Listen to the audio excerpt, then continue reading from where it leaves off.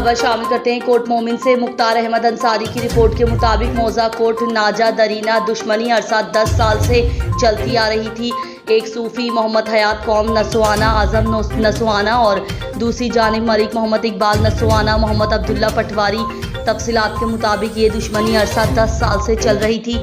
एक दूसरे पर कई मरतबा फायरिंग की गई जिससे दोनों फरीकों के कई नौजवान जख्मी भी हुए और एक दूसरे पर थाना लक्सिया में तकरीबन 10 मुकदमात दर्ज किए गए जो अभी भी अदालत में चल रहे हैं। इन दो फरीकीन की दुश्मनी की वजह से पूरा गांव कोट नाजा खौफ हिरास में मुब्तला था।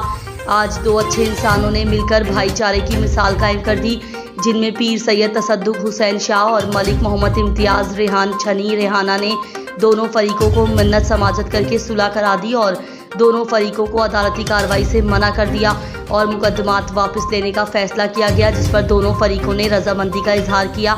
ये फैसला जामिया मस्जिद में बैठकर किया गया, जिस पर पूरे गांव ने खुशी का इजहार किया। इस मौके पर चौधरी मोहसिन शाहनवाज रांझा और लालिया प्रेस क्लब के सहाफ़ी, जिनमें मलिक अंसर अब्बास छीना और मुख्तार अहमद अंसारी भी मौजूद थे।